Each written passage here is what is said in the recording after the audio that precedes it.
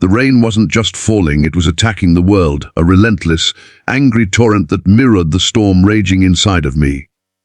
I stood on the worn porch of Elara's sprawling, quiet house, the invitation from my best friend, Kalen, to stop by for a forgotten textbook feeling like a cruel joke. He wasn't here. He was halfway across the country, starting his new life, and I was just the friend left behind, the one who always seemed to be holding everyone's baggage. The door opened before I could knock, and the sight of Elara struck me with a physical force. Her usually vibrant eyes were hollowed by a grief so profound it seemed to swallow the very light from the hallway behind her. She was holding it together, but just barely, like a porcelain vase held fast by a single fragile hair.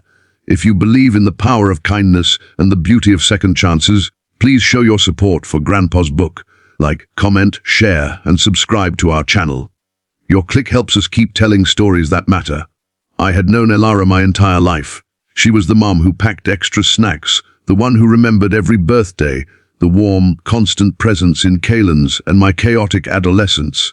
But the vibrant woman who used to fill this house with the smell of fresh bread and loud, uninhibited laughter had vanished 2 years ago, replaced by this quiet, spectral figure when her husband Arthur had been taken by a swift and brutal illness. Since then, the house had grown still, and Elara had begun to retreat into a shell of memory. Kalen's departure for college a month ago had been the final, crushing blow, leaving her in a silence that was deafening. That night, the house felt less like a home and more like a museum dedicated to a family that no longer existed. We sat in the living room, the silence between us punctuated only by the drumming rain and the phantom echoes of a happier past. I tried to make small talk, to fill the void with meaningless chatter about classes and mutual friends, but my words just fell into the abyss of her sorrow. I saw her hands trembling as she tried to sip her tea, and I noticed the way her eyes would drift to the large, empty armchair where Arthur used to sit. The challenge wasn't just her grief, it was the sheer, immovable weight of it. It was a fortress I didn't know how to breach, a language of loss I didn't know how to speak. I felt helpless, a boy trying to hold back an ocean with his bare hands. The storm outside intensified, and a sudden, violent crack of thunder made her jump, the teacup clattering in its saucer. A single, traitorous tear escaped and traced a path down her cheek before she could swiftly wipe it away. That single tear undid me. It was the first crack in the dam of her composure I had ever witnessed.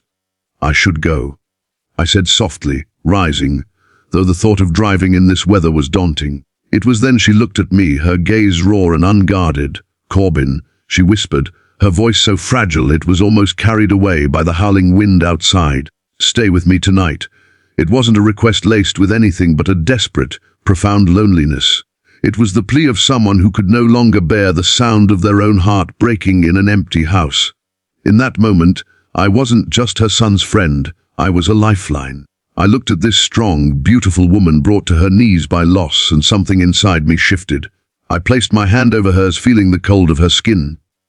"Lara," I said, my voice steadier than I felt, "you don't have to be alone anymore." The words hung in the air, a simple promise that felt as monumental as the storm. Her breath hitched, and she didn't pull her hand away. Instead, she turned her palm to meet mine, her fingers lacing through my own in a silent, desperate clasp. It wasn't romantic, not then. It was human. It was two souls, adrift in different ways, finding a temporary anchor in each other. We stayed like that for a long time, sitting on the sofa as the power flickered and died, plunging us into a darkness lit only by the occasional flash of lightning.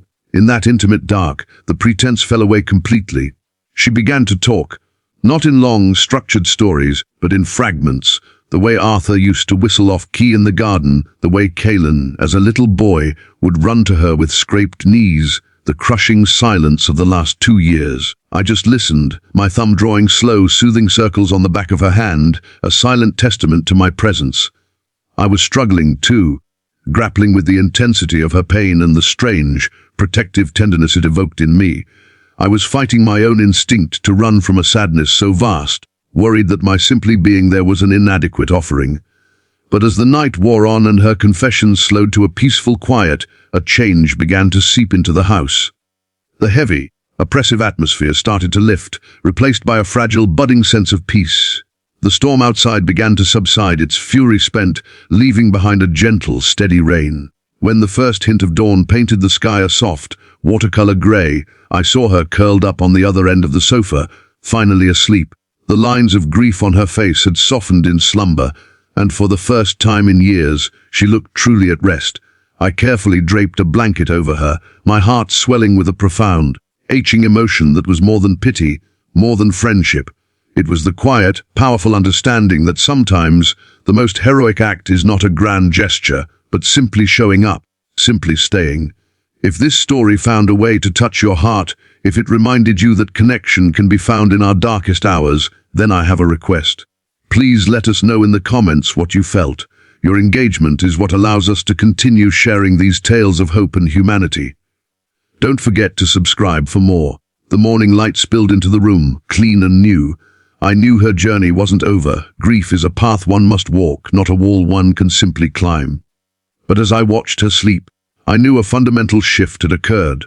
The fortress around her heart hadn't been demolished, but a gate had been opened. She didn't have to be alone anymore, and in making that promise to her I had, without realizing it, made a promise to myself.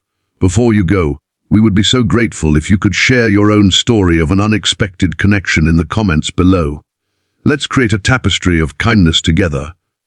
The world outside was washed clean, and in the quiet of the morning, filled only with the sound of her steady breathing and the drip, drip of rain from the eaves, I felt a hope I hadn't known in a long time. It was the hope that comes not from a happy ending, but from a brave beginning.